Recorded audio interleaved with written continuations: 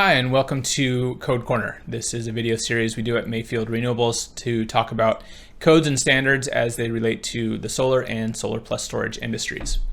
Today, gonna take a look at the NEC, specifically the 2023 version and 705.28b, so conductor ampacity.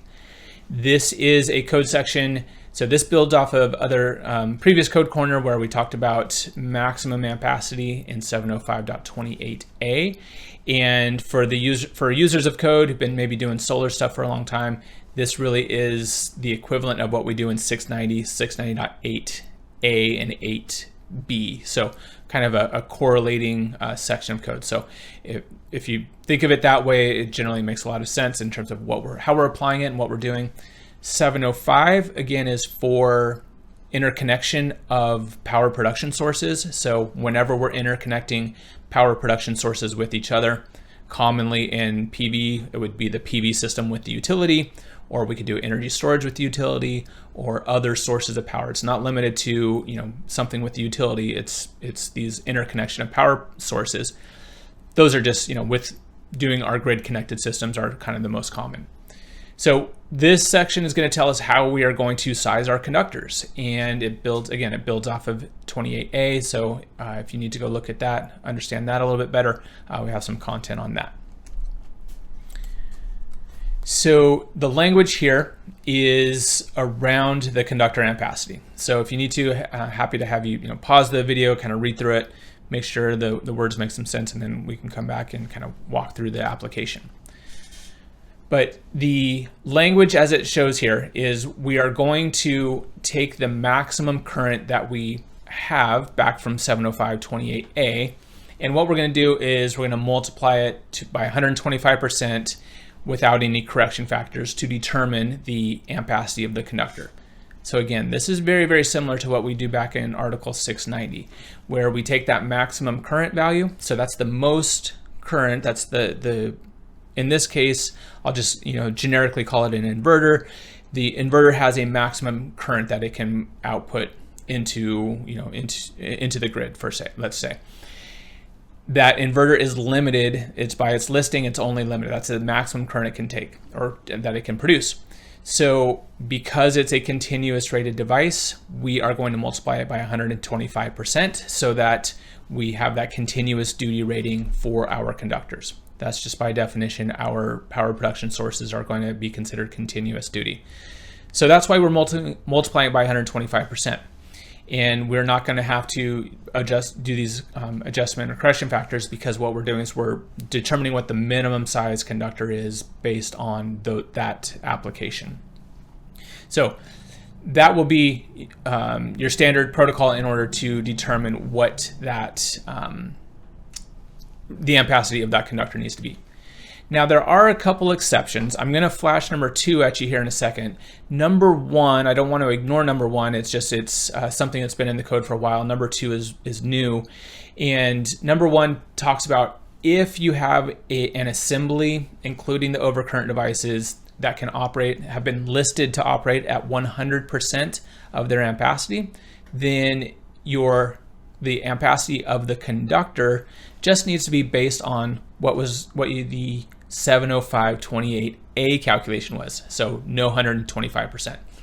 That requires though that the whole assembly, including the OCPD, would be rated for continuous duty. So they're out there. They're not the most common application. It's not the most common types of systems you see out there. But if you have it, you can apply that exception for sure.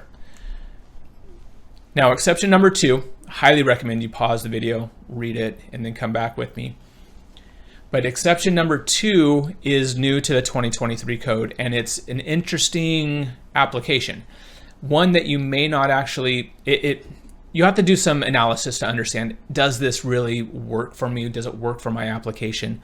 And so what this is saying is that you can have the ampacity of your conductor. It can be the rating of your maximum value. So again, the 705.28a value. You can use that as to size the conductor, but what you have to do is you actually have to have the you're going to actually have to set boxes kind of on both ends of that circuit. And what this is telling us is that we have to have the circuit at both the supply and load ends on separately installed pressure connectors. And so you can imagine one end is going to go into an inverter and the other end is going to go into a circuit breaker in the main panel, for example. It's a pretty common application. What this is saying is that the section where this exception applies, the section of the circuit, would be as if you have separate pressure connectors installed outside of the inverter, outside of the main panel, and it would be that section of conductor in between the two that could actually apply this exception. Now, it's probably, in a residential application, probably not worth your time, not worth your effort to set 2 extra boxes, set a whole bunch of, not a whole bunch, but you have to set extra connectors and those kinds of things. Probably not going to be worth it. On a large scale ground mount system where you're running maybe thousands of feet, setting those boxes, having some connectors, maybe downsizing your wire maybe a size or two based on not having to do this extra 125%. That might actually make some sense, but you're gonna have to go through and kind of go through that process and figure out if it really makes a lot of sense or not. So again, this is a new code section, one that it was interesting when I learned it, and one that I have not yet seen put into practice, not to say it won't, but it's just one that, just wanted to make sure that you are aware of and are looking at and potentially considering for your system designs.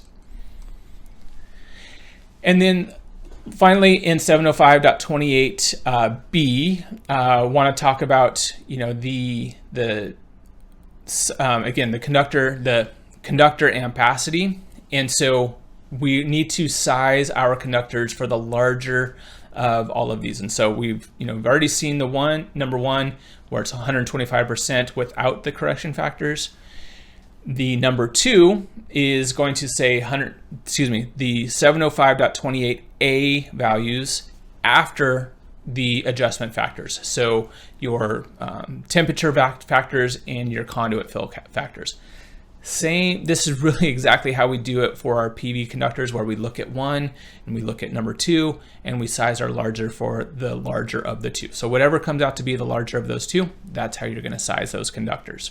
And so this is, again, you're going to have to go back to 31014, find those exact adjustment factors, apply them, and make sure your conductor has enough ampacity, but you're applying that to the maximum value, not the maximum value times 1.25. So there's a little difference there between number one and number two that you need to make sure you apply. And then finally, number three there, if you're doing a connection to a feeder, so you're doing a feeder tap, it's going to send you into 240.21, and you're going to size your conductors based on that overcurrent protection device protecting the feeder. So you need to go through and look at 240.21b to understand what those feeder taps are. We've had other discussions, code corners, where we talk about making these interconnections on the feeder tap specifically, as it's a section in 705. 705.12 deals with this directly as well. So we definitely have content on that. Happy to have you, go look at that if that's the kind of connection you want to make and understand the proper way of doing that. All right, that gets us through 705.28b. I know there's some new stuff in there, and there's some stuff that, even though it might be repetitive, or maybe it's you've done it before, it's always good to look at it, make sure that you're applying those rules properly. So also just wanted to make sure that we have other content, other code corners, but we also have full courses on our website. So encourage you to go take a look at that, see if there are some of these full length courses that might be beneficial for you to enroll in on different topics, solar plus storage, our PV specific courses and things like that. So I encourage you to go take a look at that and see if we can help you out in those courses. And then finally, if you have questions or comments, always love to hear from folks. Helps us make sure that we are getting this info out to you, in a good way, in a way that is helpful and is beneficial for the community. So feel free to reach out if you have questions or comments on this or other material. If you have suggestions for other code corners, always love to hear that too. So thanks for taking the time, and we'll see you next time.